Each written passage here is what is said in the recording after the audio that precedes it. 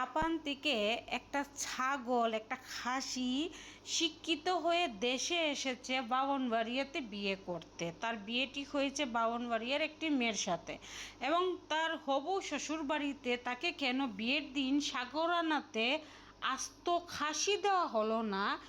এই ছাগল জুনাইদ বলল কি এই বিয়ে সে করবে না, এবং সে ওই বিয়েটাই ভেঙে দিয়ে চলে গেল। কেন তাকে ছাগল দেওয়া হলো না? এ নাকি আবার জাপানে থেকে পড়াশোনা করে আইছে। এ কি আসলে পড়াশোনা করছে?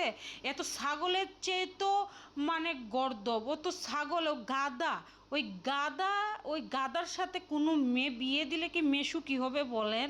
কিন্তু পরবর্তীতে এই জুনাইদ ছাগলই কিন্তু আবার বাউনবাড়িয়াতে আরেকটি এলাকাতে গিয়ে সে বিয়ে করে ফেলে পরের দিন। কিন্তু আমার কথা হয়েছে যে ওই মা বাপ তো অবশ্যই এই ছাগলকাণ্ড শুনেছে, যেহেতু নিউজ হয়েছে, অনেক কিছু হয়েছে।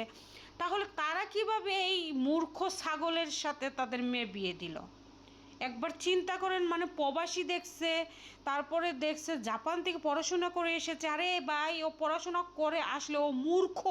ও একটা ছাগলের জন্য ওর একটাবার ওই মেয়েটার কথা চিন্তা করলো না যে আমি যে তার বিয়েটা ভেঙে দিলাম, ওই মেয়েটার আসলে পরিস্থিতি কি হবে। আমি একটা মেয়ের জীবন, একটা মেয়ের লাইফ আমি নষ্ট করে দিয়ে আসলাম। আপনাদের মেয়ে এই ছেলের কাছে সুখী হবে, আপনারা এটা কিভাবে ভাবলেন? বরঞ্চ ওই মেয়েটা হয়তো বা বেঁচে গিয়েছে এই ছাগলকাণ্ডর কারণে, কিন্তু আপনাদের মেয়ে ফেঁসে গেছে।